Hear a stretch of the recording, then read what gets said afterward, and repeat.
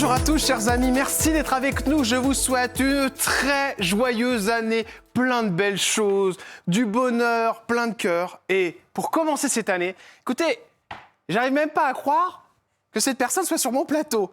Je vous jure, c'est pas du tout du morphing ou du fake, hein. Donc, chez Jordan Deluxe, en 2024, nous avons comme premier invité de la rentrée, monsieur Luc Besson. Non, c'est pas possible. Il est là? Alors, je vais vous souhaiter la bonne année, Luc. Bah, bonne année, hein. Bonne année, mon Luc Besson. Plein de bonnes choses, hein. Merci d'être là. De Vous bonheur. sentez très bon. C'est gentil.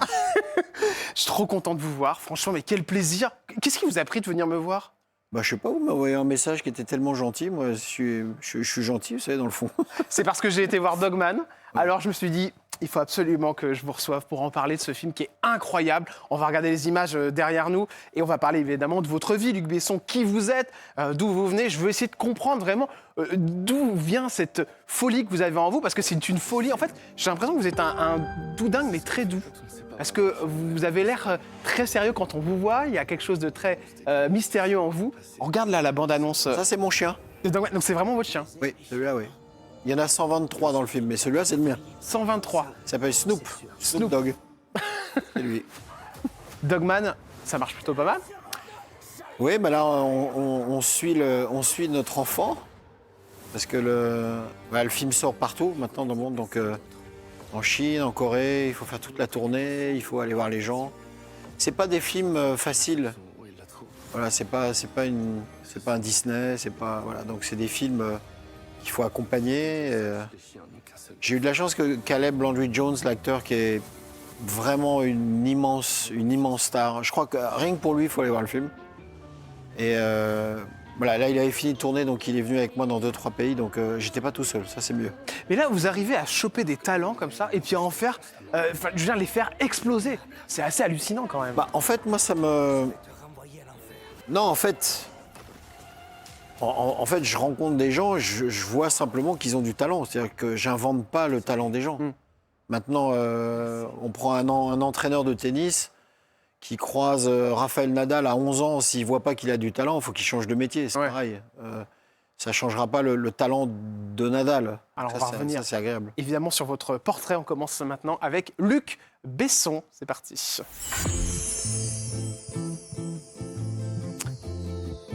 Luc Maurice, si je me trompe pas. Oui.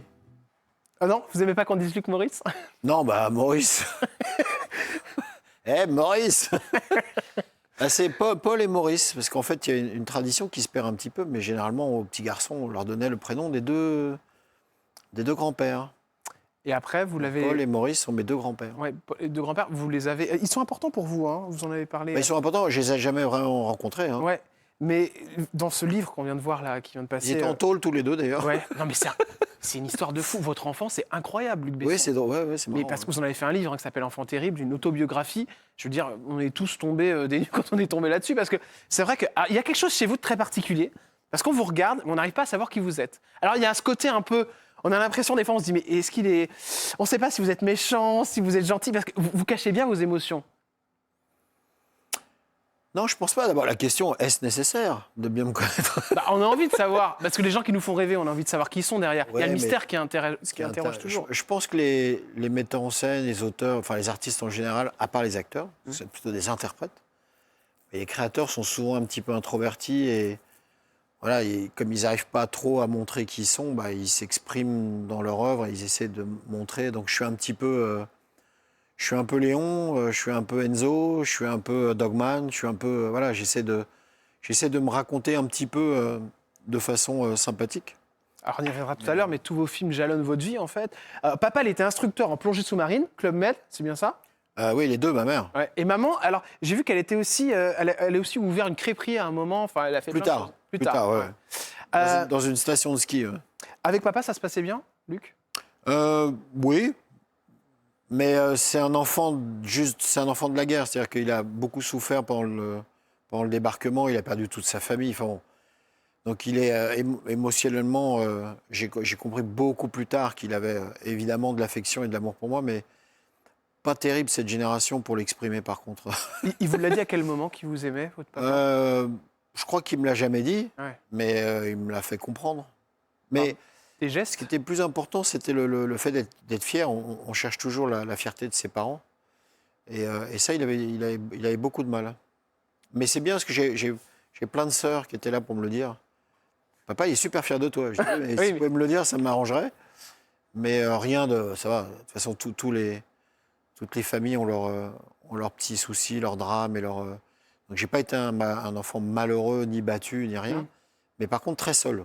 Ça, c'est sûr. La solitude. Ouais. Maman. Maman, que j'adore, ma maman. Mais pareil, très très jeune. Elle m'a eu à 16 ans. Ouais. Trop jeune. Elle a même pas, elle a pas eu le temps d'être une enfant déjà, donc elle sait pas trop ce que c'était. Mais voilà, toujours là pour donner de l'affection et s'occuper, mais pas forcément. Voilà, des fois les enfants réclament des choses très précises en termes d'affection, et quand on leur donne pas, ils sont malheureux. Qu'est-ce que vous avez réclamé de précis, vous, Luc Besson, que vous n'avez jamais eu de la part de vos parents? De l'écoute peut-être. Ah, de l'écoute, ouais. Et c'est étonnant parce que, en fait, quand un enfant commence à avoir des petites choses naissantes comme ça, artistiques, il y a des familles qui ne savent pas ce que c'est qu'un artiste.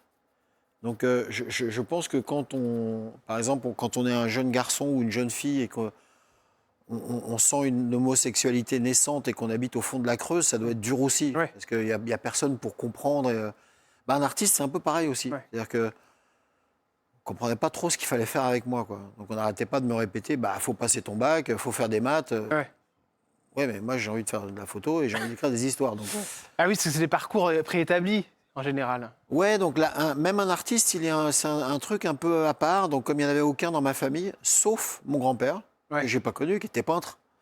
Donc je suppose qu'il y a eu une saute de génération, mais donc il y avait un petit côté, on ne sait pas trop quoi faire de lui, quoi. Mais je veux dire, avec tout ce que vous avez fait, alors je vais pas vous dire que vous êtes un mec génial au niveau du cinéma, parce que vous le savez déjà, même si Oh. vous allez me faire, mais non, arrêtez avec votre... Bon, on s'en fout, c'est pas grave.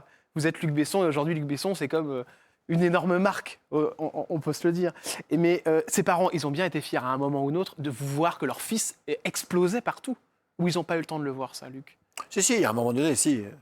C'est sûr qu'il y a un moment donné, ils s'en rendent compte, quoi. Et ça, là, ils vous l'ont dit? Même pas. Si, un peu. Enfin, ma mère, si. Et mon père, ouais, je crois. Non, ouais, c'est sûr qu'il était fier, mais. Le petit lion, c'est vrai cette histoire? Vous avez eu un lion? Ouais, c'était vrai, ouais. À 8 mois? Ouais, en fait, mon père, qui avait un grand cœur, il y a un copain à lui qui lui a dit, tiens, j'ai un lion, il faut que je parte faire un truc, tu peux me le garder? Mon père a dit, bah oui, bien sûr. Donc on s'est retrouvé avec un lion à la maison. On habitait boulevard Sébastopol, donc c'est compliqué. Et le mec est jamais revenu, en fait. Donc le lion est resté au moins 6 ou 7 mois dans l'appart. Et moi, je dormais dans son panier, parce que j'avais 8 mois. D'accord. Mes parents étaient juste un peu rock'n'roll, quand même. Ah ouais. Mais le lion m'adorait, il paraît qu'il me léchait tout le temps. Et qu'est-ce qu'il est devenu? C'était une lionne, d'ailleurs. Ouais. Et puis au bout de 8 mois, bon, la lionne faisait quand même 80 kilos. Il s'est dit, il va bouffer Luc. Non, mais... Après, ils l'ont plus... Il avait une salle de sport, mon père. Ouais. Il a été champion de France de bodybuilding en 61. Il s'entraînait d'ailleurs dans la salle avec Schwarzenegger, Ah bon? ouais, qui était tout jeune, qui préparait les championnats d'Europe. Donc ils avaient mis le lion dans la salle de gym. Bon, ça va, mais le facteur voulait plus venir. Enfin bon, il y avait tout un... Donc je sais pas ce qui est devenu ce lion, cette lionne. Mais Vous avez fugué un moment dans une voiture, c'est vrai ça aussi? J'ai vu ça. moi j'ai fugué, mais très tôt. Hein. Moi Ouais. je devais avoir 4 ans. Hein. D'accord. Mais c'était un instinct? C'était pour fuir? Non, c'était une petite fille, on s'aimait beaucoup. Bon, à 4 ans, c'est très platonique, hein, mais on s'aimait beaucoup, elle partait et je voulais pas qu'elle parte. Et je lui ai dit, bon, je vais me mettre dans le coffre. Et puis de temps en temps, tu viendras me donner de l'eau parce que sinon je vais avoir soif. Parce qu'on est quand même en Croatie Ouais, bien sûr. en plein été, donc il fait 35. Et on a fait quand même 40 bornes avant qu'ils me découvrent dans le coffre. Ils m'ont ramené. Vous vous en souvenez de ça? Ou c'est Un trop... peu. Non, ouais, un un peu, peu ouais. quand même. Bah, c'est des souvenirs qui sont très forts. Non, je me souviens surtout de revenir et que ça fasse rire mes parents. Je m'attendais à me faire engueuler, mais en fait, ça les a C'est fait. passé. Et puis, il y a aussi ce moment très compliqué avec votre maman où elle se fait tabasser. Alors oui, bon, ça Ça, c'est... c'est un moment de vie aussi, je crois, qui vous a beaucoup marqué, Luc. Bah, j'ai appris plus tard, en fait. C'est ça le problème des familles quand elles ne parlent pas, parce que cette génération d'après-guerre ne parlait pas beaucoup. Des taiseux, quoi. Ouais, ouais. Ouais. Et donc j'ai appris après. Mes parents étaient déjà séparés depuis longtemps, mais j'ai appris que par moments ça se passait mal. Et puis après, on essaie de voir un peu la vérité entre Ouais. ce que l'un peut dire, ce que l'autre peut dire. Donc voilà, c'est un peu compliqué. Vous avez compris au final pourquoi votre père tapait sur votre maman? Non, d'abord, ça lui est pas arrivé. Lui a perdu sa mère pendant le débarquement. Il a perdu 11 membres de sa famille pendant le débarquement. Il s'est retrouvé tout seul, élevé par une femme qu'il connaissait pas, qui était sa belle-mère, il la connaissait pas. Son père était en prison. Enfin bon, voilà, ça donne des êtres un peu rugueux. Et quand à 16-17 ans, il découvre les boîtes de nuit de Saint-Germain-des-Prés avec son cousin, il devient fou. Ouais. Il devient fou. Il faisait la fête tous les soirs. Et voilà, ça fait partie de ce truc-là. Ma mère, elle sortait du couvent. Ouais. Elle est sortie du couvent et 8 mois après, elle était enceinte pratiquement. Donc, c'est des vies quand même un peu... Rock'n'roll. Ouais, c'est un peu rock'n'roll. L'amour et Luc Besson, allons-y. Alors, Luc Besson, on peut dire vraiment très beau parcours. Déjà, ça vous fait rire, déjà. Oui, parce qu'il y a beaucoup de personnes. Mais cependant, à chaque fois, ça m'a l'air des personnes assez élégantes. Et on commence peut-être avec Sophie Schmidt, avec qui vous avez été en couple. Vous avez monté vos premiers films avec elle. C'est intéressant, il y a toujours une histoire derrière. On était surtout, on s'est connus très, très tôt, vers 19-20 ans, et vraiment un soutien commun tous les deux. Je crois qu'on était surtout des amis, surtout, quoi. On partait vraiment de rien dans le cinéma. Ni l'un ni l'autre, on connaissait des gens dans le cinéma, on n'avait pas d'argent, donc il y a cette espèce d'entraide et de communion. On était vraiment deux petits warriors tous les deux. Et... Premier amour, vraiment? Oui, premier amour, mais je dirais plus que ça. C'est pas tellement l'histoire d'amour, c'est le fait qu'elle a vraiment été là et qu'elle a pu compter sur moi, que j'ai pu compter sur elle. Et il y avait vraiment c'est un vrai tandem au départ, surtout. Autre personnalité qu'on connaît tous et toutes évidemment, c'est Anne Parillaud, avec qui vous allez faire une magnifique jeune fille qui maintenant a bien grandi, qui s'appelle Juliette Besson. Anne Parillaud, c'est aussi des moments. Alors là, c'est les moments de. Il y a le film, il y a toute la sphère médiatique. Vous rentrez vraiment dans le monde du cinéma avec elle, si je ne me trompe pas, Luc. Ouais, je dirais pas ça comme ça, en fait. En fait, c'est un peu plus compliqué que ça. C'est-à-dire que quand on vient de l'extérieur, c'est-à-dire que le monde du cinéma, c'était des grandes familles, c'était très organisé, et on est vraiment arrivé par l'extérieur, quoi. Ouais, par la porte de secours, quoi. Ouais, je crois qu'on a dû défoncer la porte même, à mon avis, ou faire un trou dans le mur pour rentrer. Et donc, on n'a jamais eu vraiment cette notion de rentrer dans le cinéma établi. J'ai toujours eu l'impression qu'on a toujours été un peu périphérique à construire avec Jean-Hugues Anglade, Tchéky Cario, voilà, avec Pierre Jolivet. Il y avait une espèce d'entraide de bande et on existait un petit peu en dehors du système, tout en le respectant d'ailleurs. On n'avait pas du tout d'animosité. C'était pas une démarche contre. Ouais, je vois ce que vous voulez dire. Comme un cinéma périphérique, quoi, en fait. Une autre proposition. Périphérique. Ouais. On nous consultait pas, on nous connaissait pas, on n'avait pas forcément envie de nous rencontrer. Ouais. Et puis, la chance énorme, en fait, c'est que Subway, le film, évidemment, Subway d'un seul coup explose. Ouais.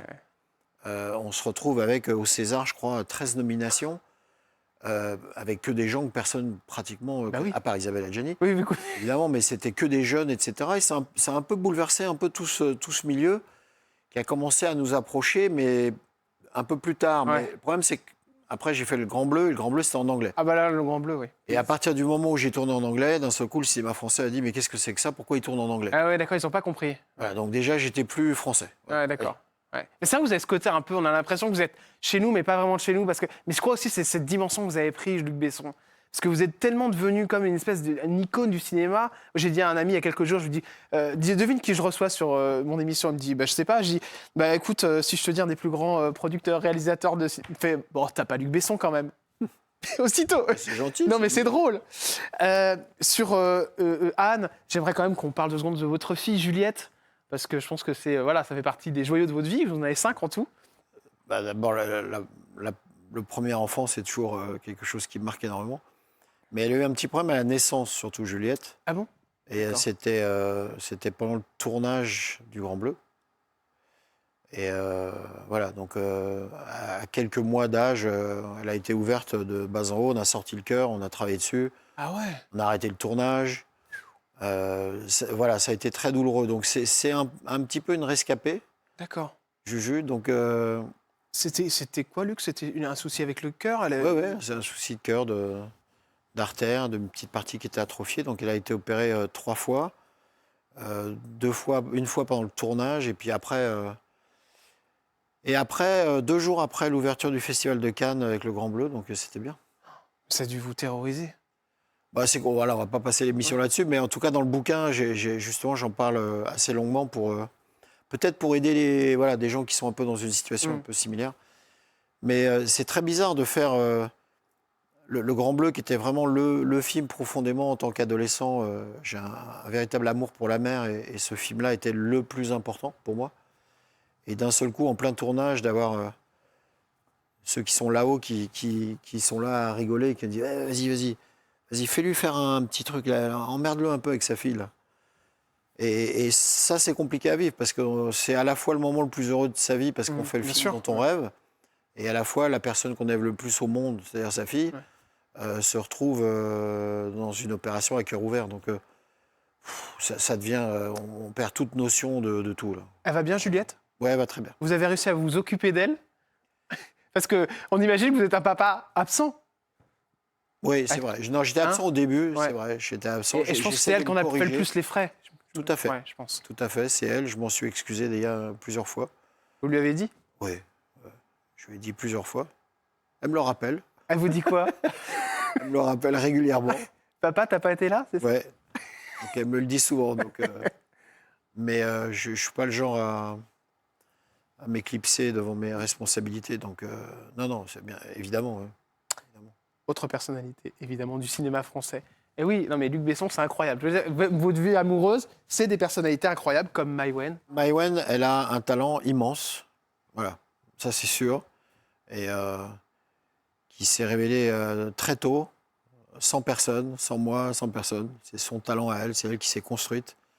Elle a aussi vraiment bien souffert dans sa vie, dans son enfance, elle. Elle a une enfance vraiment dure. Et voilà, c'est une fille géniale, c'est une grande auteure. Et elle a toute mon affection et tout mon amour. Et on terminera donc du coup avec Virginie et puis toute votre ribambelle d'enfants. Vous avez eu 3 enfants avec Virginie, je ne me trompe pas? Oui. C'est bien ça. Alors, j'ai une belle photo où il y a tout le monde, je crois, et ça, je trouve ça plutôt sympa. Alors, du coup, ça fait des frères et des sœurs. Alors là, c'est vos 3 derniers enfants. Alors, déjà, il y a Chana qui est devenue photographe de plateau. Ouais, j'ai vu Et ça. qui est très prisée. Je crois qu'elle a dû faire tous les plus grands metteurs en scène français. Et elle est vraiment très, très douée. Elle a vraiment un œil. Mais c'est pas Chana à gauche. Non, c'est une photo de Maïwenn, je sais bien, mais du coup, c'est... Ah oui, vous me bousculez mon conducteur. Mais je suis là pour bousculer, moi. Qu'est-ce que c'est que cette histoire? C'est pas grave, vous inquiétez pas. Bon, alors, on va juste remettre une photo de vos 3 enfants, cher Luc Besson. Et juste, du coup, avec tout ce temps passé à droite, à gauche, alors, il y en a que vous avez peut-être plus vu que d'autres, je suppose. Vous arrivez aujourd'hui à voir tout le monde, Luc, et à prendre du temps pour vous, avec eux? Oui, beaucoup plus maintenant. Mais je crois que c'est pas propre à notre métier ou à moi. Je pense que tous les gens passionnés qui se sont plongés dans leur métier pour essayer de faire quelque chose, ils ont malheureusement toujours fait souffrir un petit peu les enfants par une non-présence. Ouais. Voilà. En tout cas, j'ai essayé avec ces 3-là d'être là, de faire le petit déjeuner tous les matins. Parce que tous les matins, il fallait leur faire à manger pour l'école. Donc, il n'y en a pas un qui mange la même chose en plus. Donc, j'en ai pour 1 heure. Ah oui, ils sont très compliqués. Et puis d'essayer d'être là au coucher tout le temps. Alors, Luc, forcément, quand on est un des enfants de Luc Besson, on a envie de rencontrer des personnalités. Ils doivent être comme des fous. Ou alors, ah bah ouais, pas du tout. Pas du tout. Pas du tout. Ils s'en foutent complètement de ce que Non, fait ils papa. s'en foutent pas. Ils jugent les gens pour ce qu'ils sont. Quand il y en a qui sont des grandes stars et qui sont pas sympas, ils vont dans leur chambre. Ah bon, c'est vrai, ça arrive ça? Non, ils sont pas du tout. Non, ce qui est amusant, c'est que il y a toute cette famille qui est la famille Besson-Silla. Ouais. Après, il y a les Pérez qui sont la sœur de Virginie. Et on se faisait la réflexion l'autre jour, parce qu'on doit être à 12 ou 13 enfants, si on compte les cousins, les Ouais. machins. Il n'y en a pas un qui est médecin ou qui est plombier. Hein. Ouais. Ils sont tous... Et c'est incroyable parce on les a jamais poussés, mais bon, les chats font pas des chiens. C'est tous, voilà, metteur en scène, je dessine, je chante. Tous contaminés. Satine, elle a fait son premier concert il y a quelques semaines. Elle est vraiment très douée. Talia, elle est en train de tourner en Grèce un film. Et Mao, qui fait 1m80 maintenant. Mao, il a son 3e court-métrage. Donc je vais être à la retraite bientôt, je sens. Vous allez vous faire doubler par vos enfants, cher Luc Besson. Est-ce que ça a été facile pour eux d'être votre enfant? De porter le nom d'un monstre du cinéma français? Je sais pas. Je pense qu'il y a un moment à l'école, un petit peu vers C'est dur, ouais. 10-12 ans, quand les enfants sont pas très sympas à l'école. Hein. Ouais, nanana. Vous faisiez gaffe à pas aller les chercher, ce genre de choses? Non, ça va pas, non. C'est bien sûr que je vais les chercher. Non, parce que j'ai entendu des personnalités qui m'ont dit ça sur ce plateau. Personnalités qui m'ont dit, je faisais gaffe, mon enfant me demandait de ne pas aller le chercher parce qu'il voulait pas qu'on sache qu'il était fils de... Non, les miens, ils ont pas honte de ce qu'ils sont, ils ont pas honte de leurs parents. Je vais les chercher à l'école et celui qui est pas content, tant pis pour lui. J'adore ce tempérament. Non, mais bon, on va changer la vie en fonction de ce que pensent les gens. Luc Besson, Mais ce qui est très drôle d'ailleurs, c'est que voilà, ça pose des problèmes sur 2-3 jours, les 2-3 premiers jours d'école. Et Ouais. puis après, je suis un parent d'élève et on se dit comme tout le bonjour. monde, ouais. Bah ça, c'est intéressant, c'est le rapport à la notoriété. Ça va me permettre d'avancer sur l'interview, sur un autre axe qui m'intéresse, c'est la santé. Rapport à la notoriété que vous avez, vous, très simple. Hein. Je veux dire, vous prenez pas du tout pour... Enfin, vous avez conscience de ce que vous représentez, je pense. Pas du tout. Hein, pas du tout. Pas du tout. Moi, Pour vous, vous êtes juste un mec comme le cinéma. je fais des films, vraiment, j'y mets tout mon cœur. J'y mets mon temps, mon énergie. J'essaie de les faire les mieux possible pour que les gens soient contents. Ouais. Voilà. Maintenant, moi, je vais à la boulangerie et je vois des mecs qui sortent des gâteaux et du pain. Waouh! Non, mais c'est des artistes, quoi. Je suis autant impressionné. Ma fille Juliette, qui s'était fait opérer à cœur ouvert, je voyais les médecins. C'est des phénomènes. Ouais. Je discutais avec le gars en sueur, l'opération c'est 5 heures. Il me Ouais. dit, bon, faut que je vous laisse. Je dis, bah oui, vous allez vous reposer. Il me fait, non, j'en ai encore 3. Ouais. Mais la prochaine, elle est compliquée, c'est un cœur-poumon. Mm. Et il a que 8 mois. Et je dis, mais vous en faites combien comme ça? Il me dit, en moyenne, en ce moment, c'est 7. C'est-à-dire qu'il y a un médecin dont personne ne connaît, qui va passe jamais à la télé, qui machin. Il sauve 7 familles par jour. Mm. Voilà, moi, je fais de l'aspirine. Ouais. Voilà, je fais des films, et les gens, ils disent, ah, c'était sympa. Voilà, donc, restons dans les tranquilles. proportions normales. Attention, Luc, sujet compliqué. 18 mars 1900. 59? Ça vous dérange pas? 64? Non. Si, ça me dérange. Ah, voilà. Non, je cherche partout le bouton, le remote pour changer les... Pour arrêter. Et pourtant, vous vous êtes bonifié avec le temps. Parce que je sais que, par exemple, sujet complexe, c'est le poids. Et vous avez fait un gros régime, si je ne me trompe pas. Ouais, j'ai du mal, j'essaie, mais j'ai du mal. Vous avez du mal? Encore aujourd'hui? Parce que je trouve que vous êtes vachement affiné par rapport à un certain moment. C'est parce que j'essaie, parce que après, quand on vieillit, c'est pas bon. Ouais. Maintenant, il n'y a plus le choix, quoi. Il y a un numéro qui vous a fait peur à un moment sur la balance? 130? 130. À ce moment-là, vous vous dites quoi, Luc Besson? Le lendemain d'un couscous royal à Marrakech. Vous allez sur la balance et là, Non, je me suis levé, j'avais trop mangé. C'était tellement bon. Mais tellement beau, dans une tente berbère. Ouais. J'étais un peu en dehors de Marrakech et tout, là. Et je me suis levé le matin, je fais, oula. Je suis monté sur la banque, j'ai vu 130, je fais, bon, allez. C'est quoi, un coup de massue sur la tête? Et vous vous dites, qu'est-ce que je dois faire? Un régime, du coup? Ah oui, il faut. Je suis gourmand, mais je suis pas gourmand de bonbons, ou des choses comme ça. Je suis gourmand de crêpes, de poulet grillé, de frites, voilà. Moi, j'aime bien la... Bon, en plus, j'ai une maman qui cuisine, c'est horrible. Oui, je sens le truc. Virginie, ma femme, c'est pareil? soit dit en passant, qui est vraiment la femme de ma vie, Ouais. qui est une femme merveilleuse. Extraordinaire. Ouais. Il n'y a même pas de mots. Et quand on s'est rencontrés, par contre, elle ne cuisinait pas du tout. Hein. Ah, d'accord. Donc c'est moi qui faisais à manger tout le temps, puis elle me regardait comme ça. Puis à un moment donné, là, elle s'est dit, putain, mais c'est rigolo, en fait, de faire à manger. Donc elle a commencé, maintenant elle est douée. Elle fait des lasagnes. Donc vous dites en gros que c'est à cause de votre femme que vous prenez du poids, c'est bien ça, Luc? Non, c'est que de ma faute. Mais voilà, un peu une nature à... Je faisais beaucoup de sport quand j'étais jeune, j'en fais moins maintenant, donc du coup, voilà, je mange, quoi. J'aime bien ça. Ce qu'il faut surtout pas faire, c'est aller au restaurant avec Jean Reno et moi. Pourquoi? Qu'est-ce qui se passe? C'est Un massacre? un massacre. On va en parler de Jean Reno tout à l'heure. On prend le menu, en gros, et on goûte un peu tout.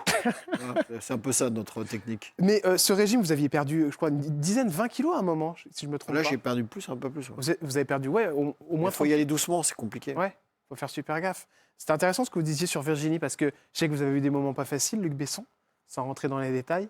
Elle est toujours là.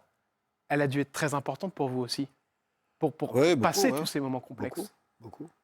Mais voilà, quand on s'aime, C'est le plus important, qui sait que je dois pas être si mauvais que ça. je pense.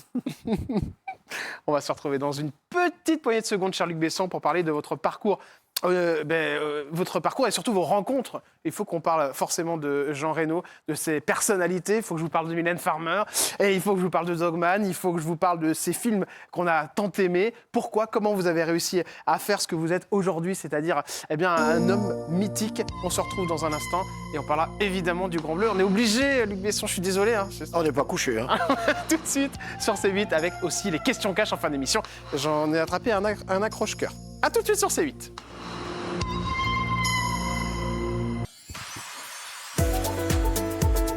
Vous êtes sur C8, chers amis, en 2024, avec monsieur Luc Besson. Merci, Luc, d'être là encore une fois. Alors, on s'imagine des personnalités qui pourraient être compliquées, parce que Luc Besson, forcément, avec la notoriété que vous avez. Mais en fait, je vais vous dire, chers amis, très simple, très tranquille. J'ai l'impression d'être à la maison. Même, franchement, on pourrait se boire un petit coup tranquille. On est chez Jordan. Voilà, on est chez Jordan. Exactement. Luc Besson, on continue avec, évidemment, ce film incroyable, Le Grand Bleu. Vous nous avez fait tous rêver, Luc. Vous le savez. Et je pense que quand on vient vous voir, d'ailleurs, on vous parle de quoi en premier? Ça dépend des gens. Ouais. Et des âges aussi, je suppose. Des âges, des gens, des pays. Ouais. Voilà, il y a des gens qui... Mais non, chacun... Enfin, ce qui me fait très plaisir, c'est quand les gens ont un petit favori. Ouais. Il y en a, c'est Léon. Voilà, c'est Léon. Voilà. Ouais. Les autres, c'est le 5e élément. Les autres, c'est le Grand Bleu. Voilà, chacun a le sien. Vous, c'est lequel? Bah moi, c'est mes enfants tous, alors bon, c'est un peu compliqué. Il y en a bien quand même. Le petit dernier, peut-être Dogman. Le petit dernier, on a quand même toujours une tendresse pour le petit dernier, parce que... Voilà, il y a une vraie histoire avec le chien déjà, c'est une histoire réelle, mais le Grand Bleu aussi, parce que c'est issu d'une enfance où les meilleurs moments, on le disait en début d'émission, c'était compliqué avec la famille, et les meilleurs moments, ça a été quand vous êtes retrouvés en Grèce, si je ne me trompe pas.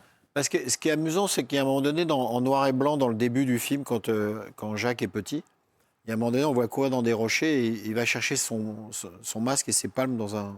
Puis après, il saute. Et en fait, c'est là où je mettais mes palmes, quand j'avais 8 ans. Ouais.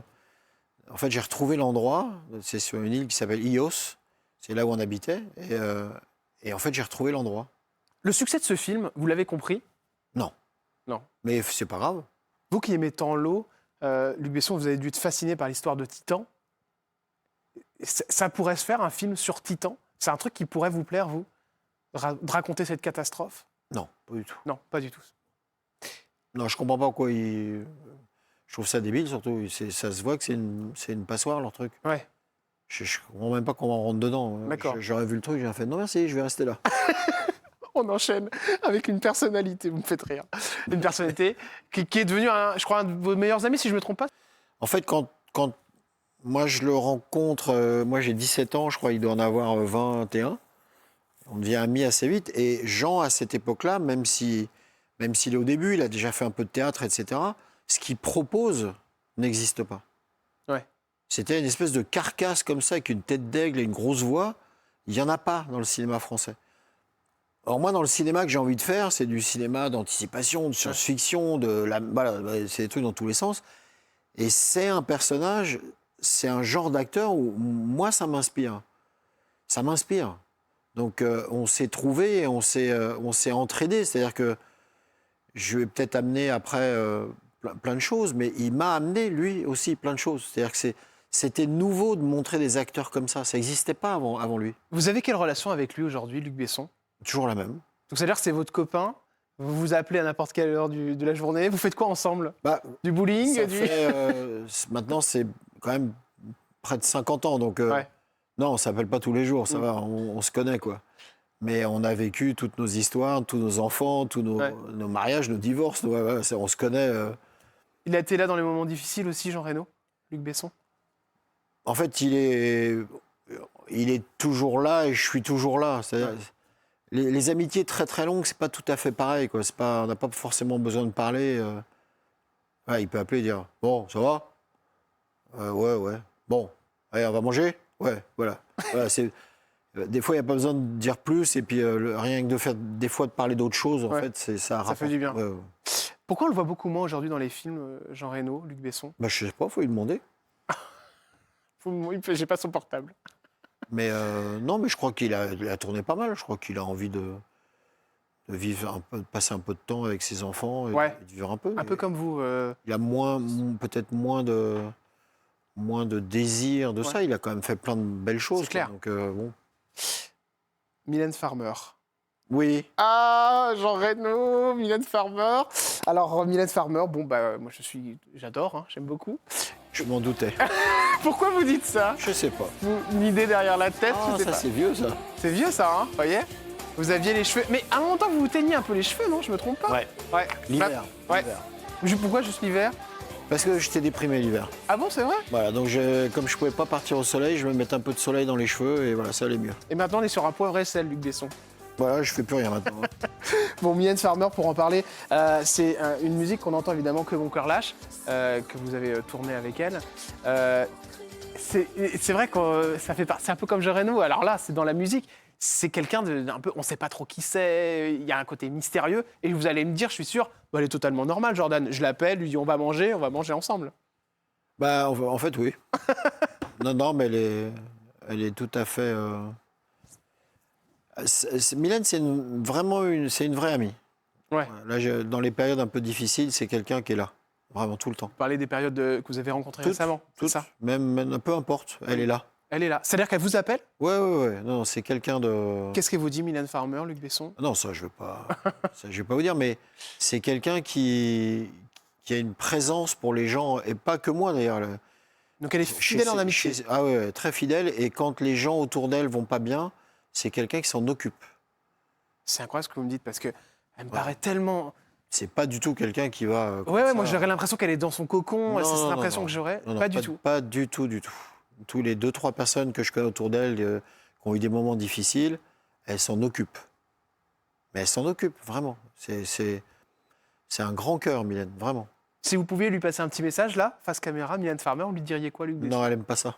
Ah ouais? Elle vous dirait non, mais pourquoi t'as Non, elle fait aime ça? pas ça. Elle aime pas ça. Elle aime pas qu'on soit à cœur ouvert sur la... Non, elle a sa vie, etc. C'est une grande artiste, c'est incroyable. Elle a envoyé Et Arthur c'est et les drôle Minous. d'ailleurs, c'est drôle parce qu'on a démarré quand même très jeune. Alors, il y a peu de gens qui le savent, mais j'ai mon premier film, quand j'ai 19-20 ans, qui s'appelle Le Dernier Combat. Et j'ai une actrice qui, malheureusement, comme on ne payait pas les gens, elle ne pouvait pas venir tous les jours. Ah bon? Et un jour, il me manquait, donc j'avais besoin de la fille, mais je ne pouvais pas voir sa tête, puisque je l'avais déjà filmée. Donc j'avais besoin juste de voir le corps et les jambes. Ouais. Et puis il y a un des assistants qui m'a dit bah, j'ai une copine qui est là, etc. Et en fait, c'est Mylène qui tourne dedans.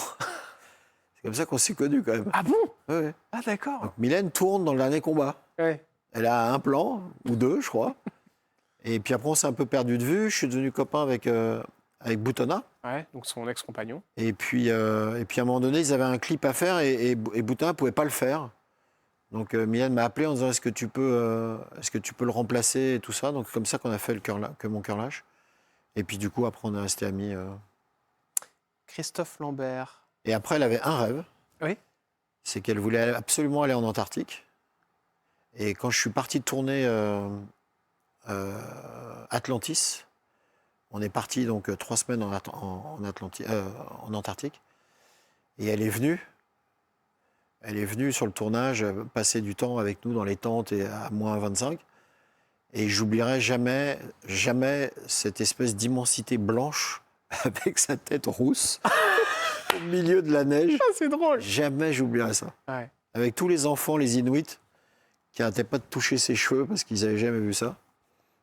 Alors elle a fait un film d'horreur, je crois, Mylène Farmer. Que j'ai pas vu malheureusement. Vous avez pas vu? J'étais aux États-Unis, je l'ai pas vu. La faire travailler Luc Besson, vous y pensez? Parce qu'elle aime bien ça. Ouais, après c'est deux fonctions complètement différentes pour moi. L'amitié et le travail, c'est deux choses qui n'ont rien à voir. D'accord. Le travail, c'est en fonction d'un rôle, qui peut faire quoi. Et si un rôle lui correspond, avec grand plaisir, ça c'est sûr.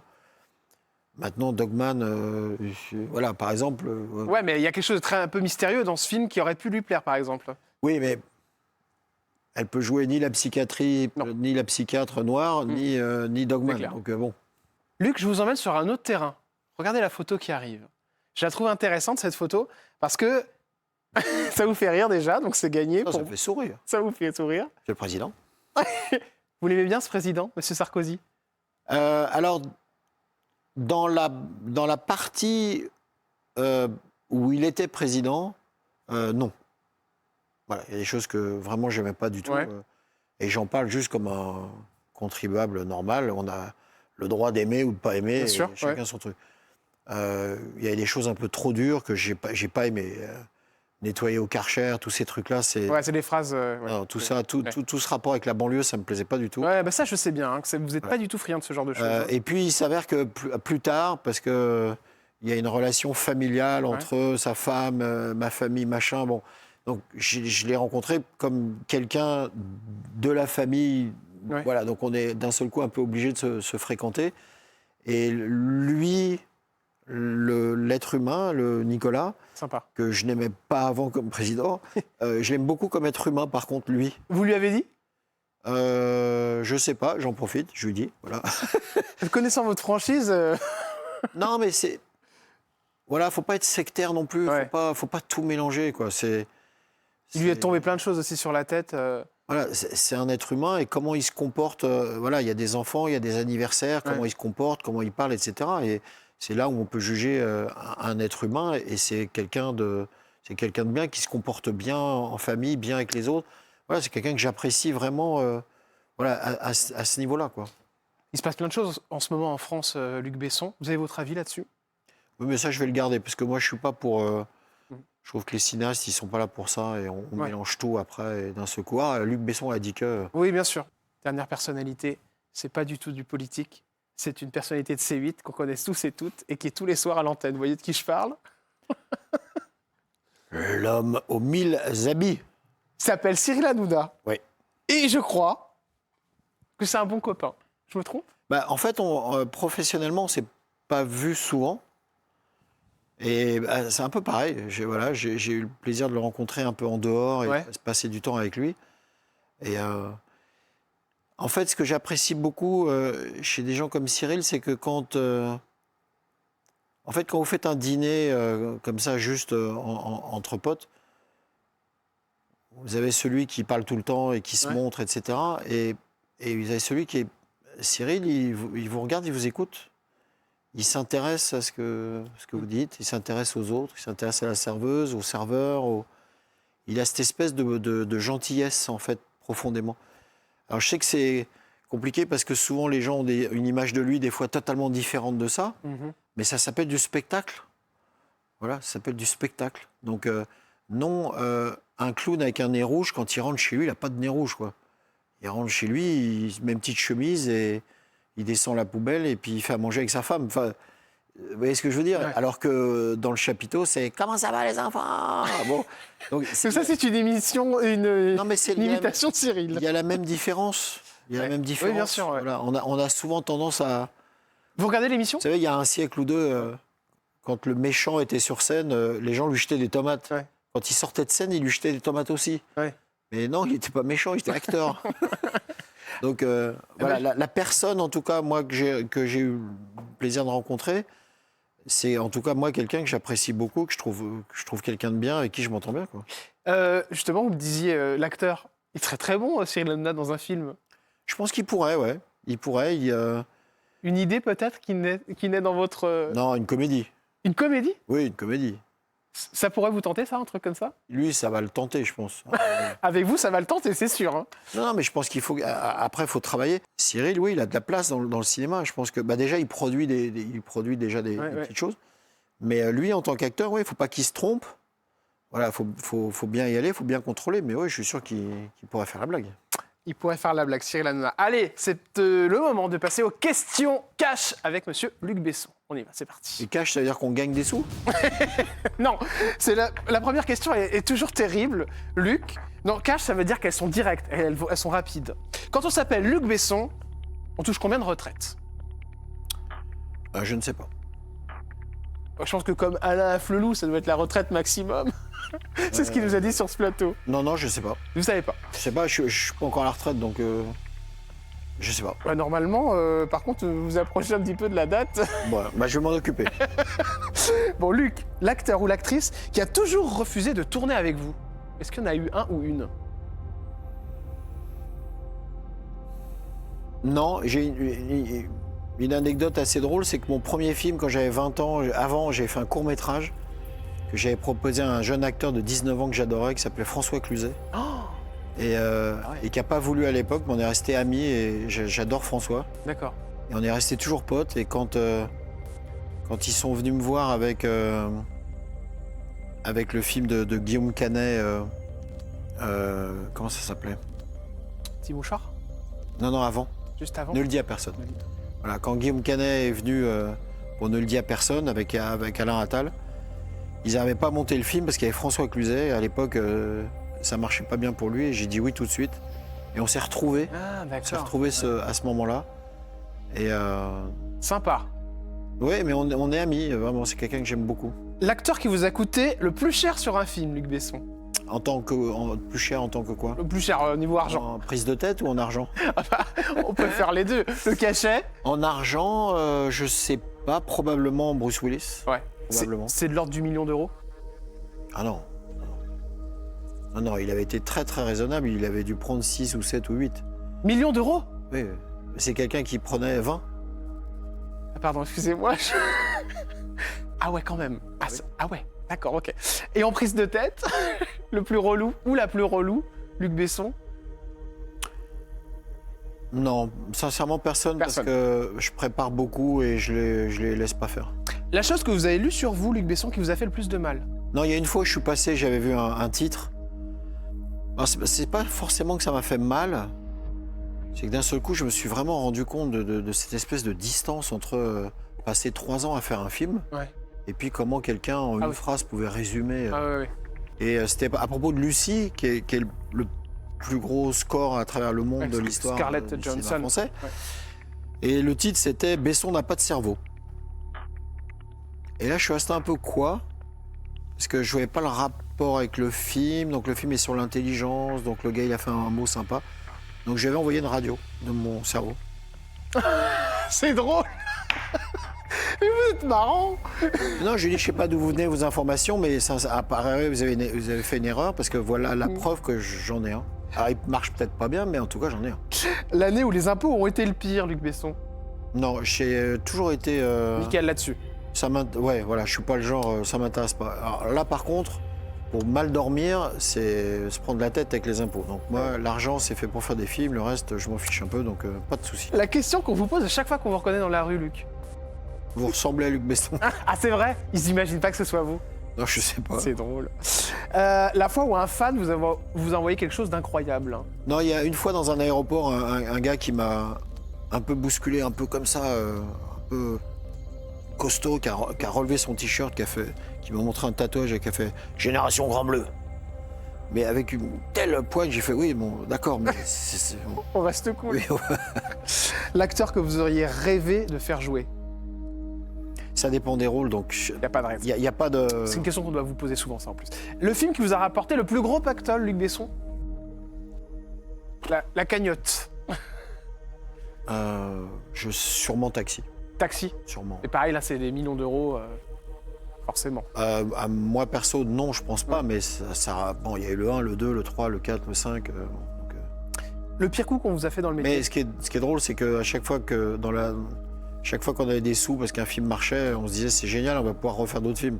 Donc Oui, vous réinvestissez sans cesse, en fait. non, ce qu'on veut faire, c'est des films. Donc on n'a pas passé nos temps à essayer de placer ou quoi que ce soit, quoi. Le pire coup qu'on vous a fait dans le métier? Oh, il y en a beaucoup. Ouais. Ouais. C'est à ce point-là méchant, le métier du cinéma, Luc Besson? Non, c'est pas méchant, c'est un peu bête surtout et Et très court terme surtout. Les gens sont très court terme. C'est un métier tout petit. Vous fâchez à quelqu'un à 19 ans, vous le retrouvez dans une commission d'avance sur recette 30 ans après. Ah, merde. Voilà. Donc c'est petit, c'est pas peine de se fâcher. Vaut mieux aller se voir, essayer de s'expliquer. Il y en a qui sont très très court terme. Ouais. Ils font des grands sourires par devant et puis qui vous arnaquent 3 jours après pour rien. Ouais. Ça sert à rien. Combien on gagne par mois quand on s'appelle Luc Besson? On s'imagine 40 000, 50 000 euros par mois, ce qui serait normal pour le patron du cinéma français. Je sais pas exactement. Des fois pas grand-chose pendant quelques mois. Ça dépend en fait s'il y a un film, s'il n'y a pas de film. D'accord, ok. Donc, Et ça évolue entre combien?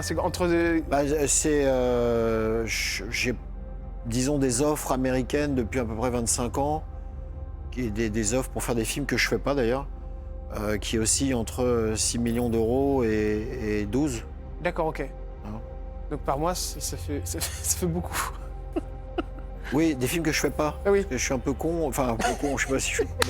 Faites Mais non, mais c'est super, c'est beaucoup d'argent, mais j'y arrive pas, j'aime trop ça, j'aime trop le cinéma pour faire des films. D'accord. Mais c'est le revenu que vous n'avez pas, on est d'accord. Ah non, celui-là, non, je l'ai pas. D'accord. Je pourrais, mais en tout cas, D'accord. on propose. Ce qui est quand même très très loin d'un footballeur. Hein.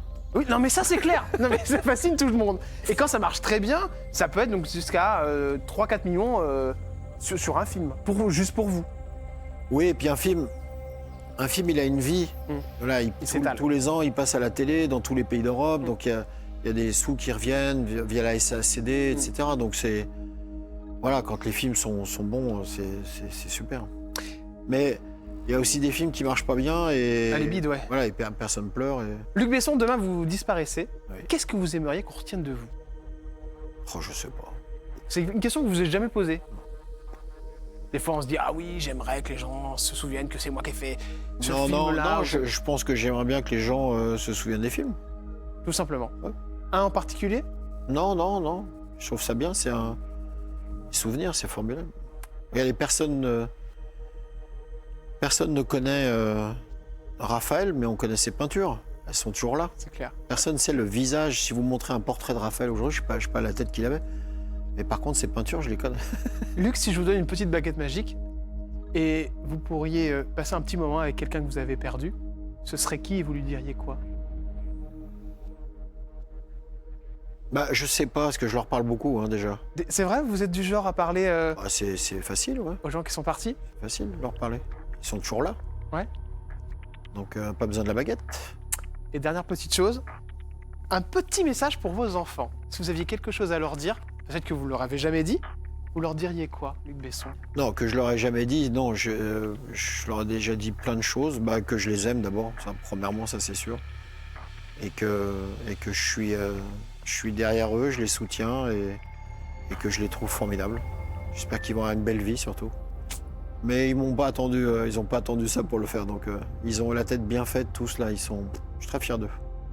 C'est terminé, cher Luc Besson. Merci beaucoup d'avoir joué le jeu avec moi, parce que c'est pas forcément facile. C'est vrai que je vous ai un peu pris. J'ai essayé d'aller un petit peu sur tous les sujets. Ça s'est bien passé? Pas de problème. Tranquille. Eh bien, je vais vous faire la bise. Je vous remercie d'être Allez. venu me faire un petit coucou. À bientôt, cher Luc. Ciao, ciao. Et puis, je vous rappelle qu'évidemment, vous pouvez tous aller voir Dogman, qui est un film extraordinaire, avec énormément d'émotions, et où on découvre votre chien à l'intérieur du film. Il y a quelque chose qui est en préparation ou pas du tout pour la suite? Oui, Luc Besson? toujours. Ouais. Avec du lourd? Ça mijote. Ça mijote? Merci, Luc Besson. Ciao. À bientôt sur C8, évidemment. À demain, chers amis, je vous embrasse.